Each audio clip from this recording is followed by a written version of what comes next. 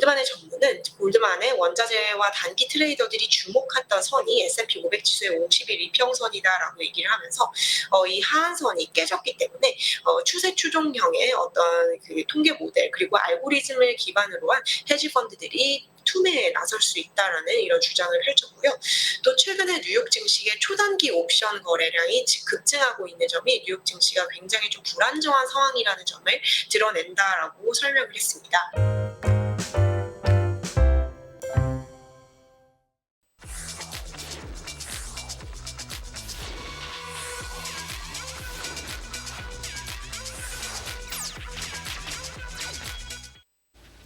네, 임하람 뉴욕 특파원 연결해 보겠습니다. 특파원님 나와 계시죠? 안녕하세요. 네, 안녕하세요. 이마람 특파원입니다. 네, 미국 3대 지수 동반 하락세가 이어지고 있네요. 특히 나스닥의 하락폭이 좀 큰데요. 오늘 마감 지수 짚어주시죠. 네, 오늘 미국 현지 시간 8월 17일 목요일 거래가 끝났습니다. 지금 3대 지수는 3거래 연속으로 하락세를 보이고 있는 모습이고요. 나스닥은 전일에 이어서 오늘도 1%가 넘는 하락세를 기록을 하고 있습니다. 오늘 3대 지수 모두 1% 안팎의 하락세를 기록하면서 종가를 형성했는데요.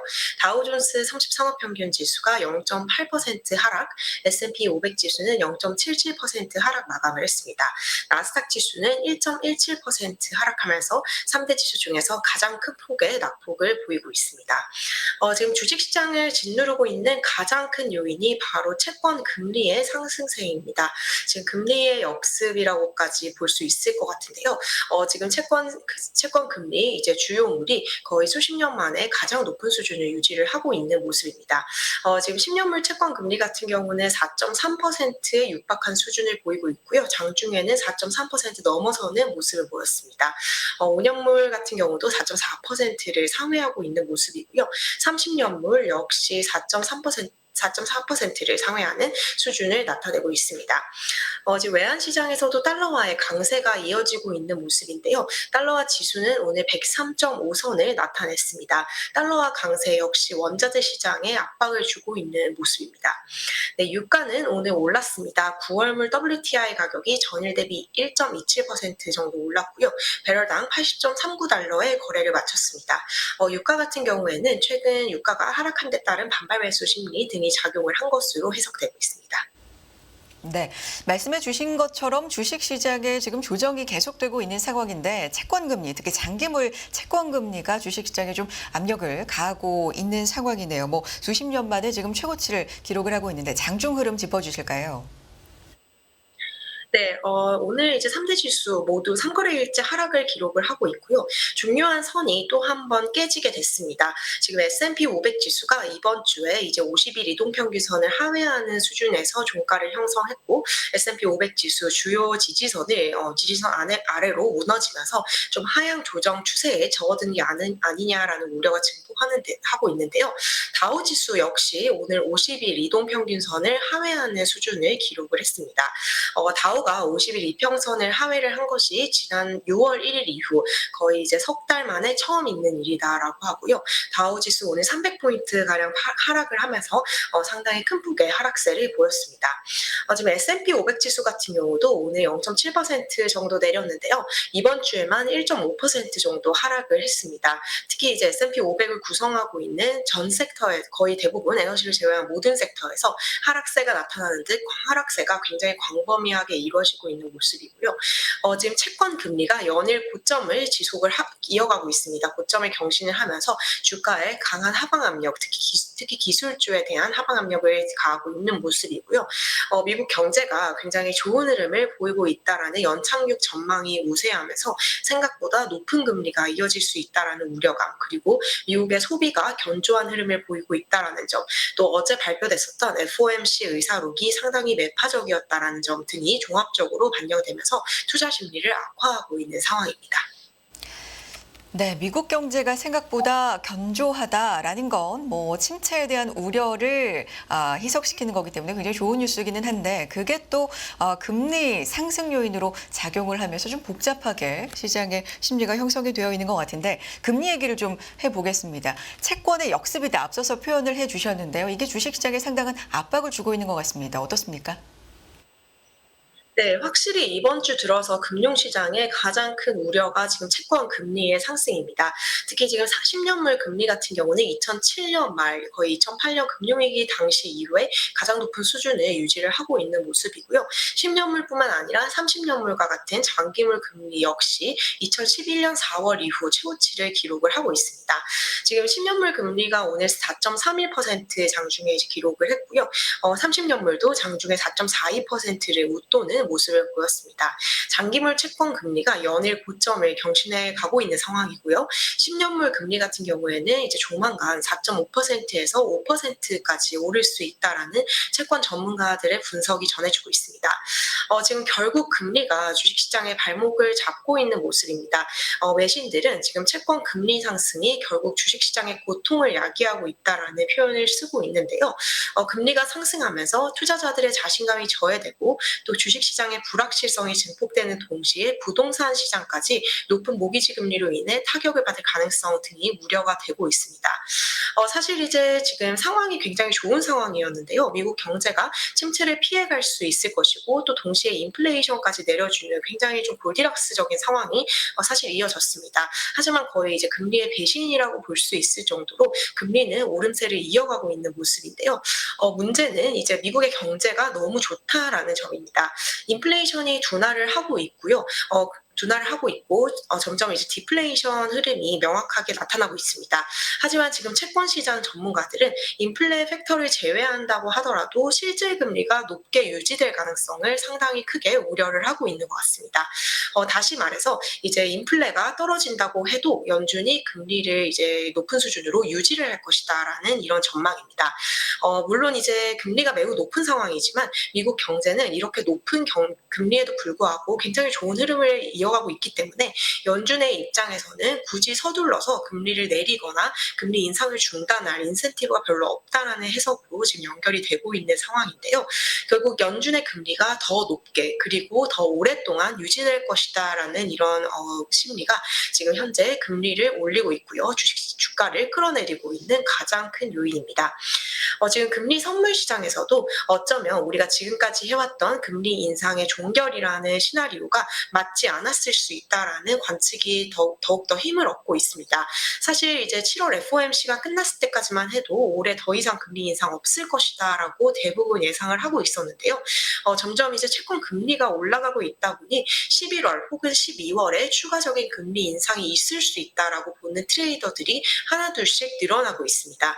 지금 11월에 금리 인상 전망이 33% 정도로 전망이 되고 있는데요. 이것은 바로 일주일 전에 인상 전망이었던 27%에 비해서 좀 높아진 수준이고요. 또 11월에 만약에 금리를 인상하지 않는다고 하더라도 올해 마지막 FOMC인 12월에 인상이 단행될 가능성이 24.7% 정도, 4분의 1 정도로 관측이 되고 있습니다. 이 수치는 한 달 전까지만 해도 20.9%였는데요. 올해 연내 금리가 한 번 더 올라갈 수 있을 가능성을 트레이더들은 배제하지 않고 있는 모습입니다. 지금 오늘 이제 클리브랜드 여는 쪽에서 8월 CPI에 대한 인플레이션 전망치를 제시를 했습니다. 클리브랜드 연은에 따르면 8월 CPI는 전월 대비 0.8% 그리고 전년 동기 대비 3.8%가 지금 관측이 되고 있는 상황인데요. 바로 직전월 0.2%와 3.2%였던 인플레이션 값이 각각 0.6%포인트씩 오르게 됩니다. 이 경우 결국 이제 인플레이션의 상방 경직성이라고 해야 되겠죠. 위로 튀어오를 수 있는 이런 리스크가 부각이 되면 연준이 충분히 한 번 더 금리 인상을 단행할 수 있다라는 시각이 조금씩 더 힘을 얻고 있는 상황으로 보입니다. 네. 금리 인상에 대한 가능성도 배제하고 있지 않다. 이런 부분도 시작을 좀 짓누르고 있군요. 그런 가운데 미국에서 굉장히 중요한 역할을 하는 비중을 차지하는 이 소비에 관련된 얘기들이 계속해서 나오는데 미국인들이 계속해서 지갑을 연다. 이런 얘기가 있습니다. 어떤 지표 발표됐습니까?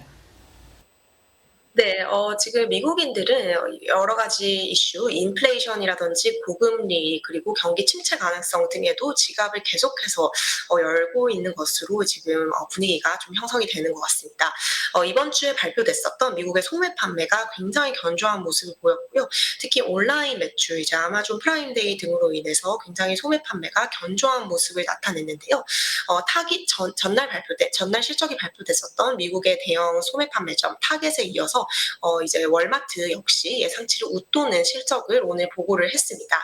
월마트 같은 경우는 이제 미국에서 좀 가장 흔하게 갈 수 있는 그런 마트일 것 같은데요. 분기 순이익과 매출이 예상치를 웃도는 것으로 보고가 되었습니다. 이뿐만 아니라 연간 가이던스도 상향을 하면서 향후 이제 매출에 대해서도 좀 긍정적인 시각을 제시를 했는데요.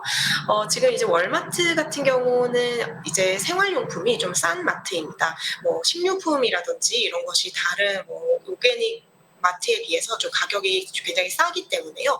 월마트 같은 경우는 인플레이션에 대응하기 위한 소비자들이 조금 더 싼 가격을 찾기 위해 오히려 좀 매출이 늘어난 이런 상황으로 볼 수 있을 것 같습니다. 월마트 이번 분기에 생활용품 구매가 증가했다라고 얘기를 했고요. 이제 싼 제품은 그렇다 쳐도 이제 문제는 고급 제품입니다. 워낙 이제 경기에 대한 우려가 있다 보니 상대적으로 비싼 제품이라든지 내구재 그리고 전자제품과 같은 이런 재량 지출이 과연 얼마나 늘어났느냐 또한 소비의 중요한 기준이 될 수 있는 부분인데요. 이런 고가 제품에서도 완만한 개선세가 나타나고 있다라고 월마트는 평가를 했습니다. 그럼에도 불구하고 오늘 월마트의 주가는 2% 정도 하락을 하는 모습을 보였습니다.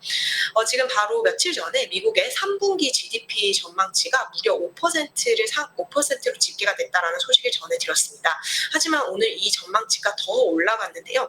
애틀란타 연은은 미국의 3분기 GDP 전망치가 기존의 5%에서 5.8%로 올랐다라고 얘기를 했습니다. 이 수치로 간다면 3분기의 GDP가 거의 6%에 육박한 숫자가 나올 수가 있는 상황이기 때문에요.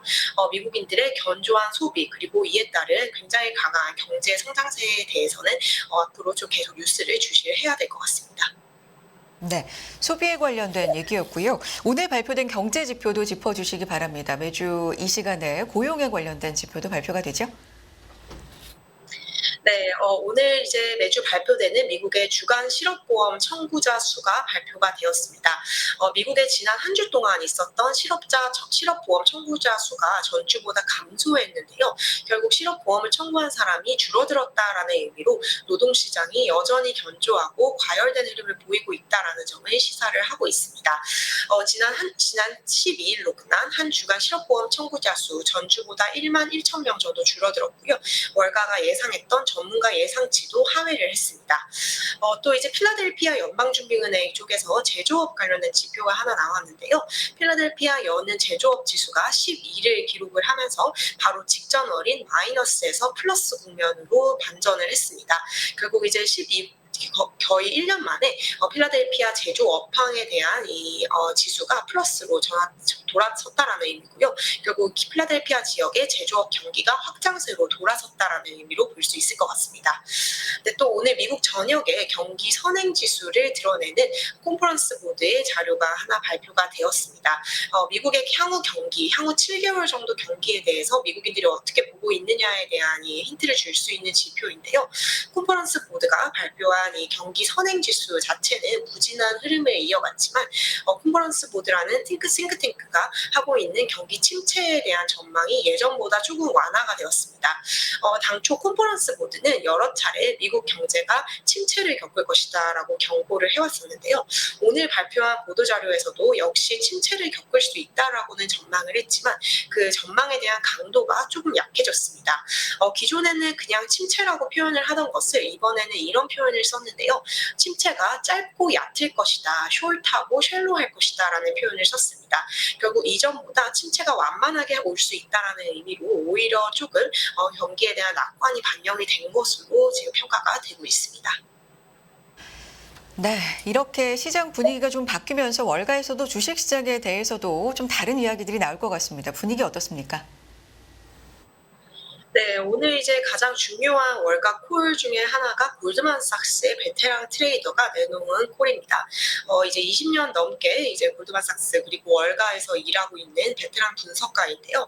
골드만의 전무인 스캇 루브너라는 사람이 이제 뉴욕 증시가 더 이상 저가 매수를 해야 되는 상황이 아니다라는 경고를 했습니다. 지금 최근 몇 주 동안 시장의 심리가 굉장히 명확하게 전환됐다라고 설명을 했는데요. 기존에 이제 월 초까지만 해도 그리고 주가가 조금 떨어지면 이제 저점 매수를 하는 그런 바이 더 딥이라고 하죠. 저점 매수 분위기가 형성이 되었지만 지금은 조금만 주가가 오르면 팔아버리는 셀 더 랠리라는 고점 매도 전략으로 투자자들의 전략이 이제 넘어갔다라고 얘기를 했습니다. 지금 투자자들의 심리와 어조에 분명한 차이가 관측이 되고 있다라고 했고요. 이 같은 흐름이 흔히 일어나는 일이 아니기 때문에 굉장히 주의를 해야 된다라는 권고를 전했습니다. 지금 루그너 전무 같은 경우에도 3대 지수가 중요한 지지선을 하향 이탈하는 것을 굉장히 주의 깊게 보고 있습니다. 이 3대 지수가 지지선을 하회할 경우 지지선을 밑으로 떨어졌다라는 심리적인 파급 효과도 있을 수 있지만요. 이것이 고도로 이제 자동화된 알고리즘 거래 등을 촉발해서 투매를 야기할 수 있기 때문에 이 지지선을 지키는지가 더욱더 중요합니다. 지금 이제 S&P 500 지수 같은 경우 50일 이동평균선을 하회를 하고 있고요. 오늘 다우도 이 밑으로 이제 떨어졌는데요. 이 골드만의 전문은 골드만의 원자재와 단기 트레이더들이 주목했던 선이 S&P 500 지수의 50일 이평선이다라고 얘기를 하면서 이 하한선이 깨졌기 때문에 추세 추종형의 어떤 그 통계 모델 그리고 알고리즘을 기반으로 한 헤지 펀드들이 투매에 나설 수 있다라는 이런 주장을 펼쳤고요. 또 최근에 뉴욕 증시의 초단기 옵션 거래량이 급증하고 있는 점이 뉴욕 증시가 굉장히 좀 불안정한 상황이라는 점을 드러낸다라고 설명을 했습니다. 또 이제 시장에 이제 매수와 매도가 이제 탄탄하게 얽혀 있으면서 굉장히 호가가 촘촘하게 있는 경우에는 시장의 리스크가 빨리 전환될 수 있습니다. 하지만 지금은 약간의 공백이 있는 이런 매수 매도의 공백이 있는 이런 상황이다라고 이 전문은 설명을 했고요. 특히 오늘 이제 내일부터는 미국 시간으로 금요일이 되는데요. 내일부터 2주 정도는 상당히 더 조심을 해야 된다라고 설명을 했습니다. 내일부터 이제 2주 동안은 월가의 트레이더들이 1년 중에 가장 휴가를 많이 떠나게 되는 이제 여름 휴가 시즌입니다. 내일부터 이제 2주 정도 미국의 노동절이 9월 4일, 9월 5일 이때가 노동절 연휴인데요. 9월 4일까지 아마도 많은 트레이더들이 이제 현장을 떠날 것이고 휴가를 떠나 있기 때문에 리스크를 극도로 회피하는 그런 현상이 이루어질 것이다라고 이 전문은 설명을 했고요. 그렇기 때문에 이 어떤 트레이더도 리스크를 조금 더 더하지 않고 싶어하는 상황에서는 극심한 보수적인 포지셔닝이 일어날 수 있다라고 설명을 했습니다. 지금 향후 2주 동안 중요한 이벤트들이 많이 예정이 되어 있습니다. 우선 엔비디아 실적이 있고요. 또 중국에 관련해서 매일매일 좀 악재가 나오고 있는 상황입니다. 또 이제 24일부터는 잭슨홀 심포지엄에서 파월 의장의 발언이 예정이 되어 있는데요. 이런 여러 가지 리스크를 앞두고 트레이더들은 방어적인 포지션을 구축할 것으로 보인다라고 얘기를 하면서 투자자들 역시 비슷한 방어적인 포지션을 구축을 해야 할 것이다라고 골드만의 전문은 전했습니다. 여기에 더불어서 개인 투자자들, 즉 이제 개미 투자자들의 심리도 조금 고꾸라졌다라는 조사 또한 발표가 되었는데요. 미국 개인 투자자 협회에서 이제 개인 투자자들을 대상으로 향후 6개월 동안 증시에 대해서 강세 의견을 가지고 있는지 약세 의견을 가지고 있는지 이제 이따금 설문조사를 합니다. 근데 이 설문조사 결과가 지난달 그리고 2주 전 정도에 비해서 훨씬 더 극심하게 안 좋아진 것으로 집계가 되어 있는데요. 지금 이번 주 동안 개인 투자자들이 6개월 동안 증시 강세 의견을 가지고 있는 투자자들은 전체의 35.9%로 집계가 되었습니다. 바로 2주 전에는 이 강세 의견을 가진 투자자들이 49%로 50%에 육박을 했었는데요. 이 개인 투자자들의 심리도 상당히 조금 지금은 좀 예전보다는 덜 고무적인 상황인 것 같습니다. 네, 시장에서 나오는 이야기들도 조금씩 좀 변하고 있는 상황 전해주셨고요. 중국 쪽에서의 이야기에 계속해서 촉각을 기울여야 된다. 조금 전에 나온 속보에 따르면 중국의 에버그란데 그룹, 헝다그룹이 미국 법원에 챕터 15 파산 보호를 신청했다라는 소식도 나와 있습니다. 뭐 계속해서 이런 중국 쪽의 이슈들 전해지고 있기 때문에 저희도 잘 정리해서 또 뒤에 전해드리도록 하겠습니다. 특파원님 마지막으로 종목과 섹터별 특징적인 흐름 좀 짚어주시죠.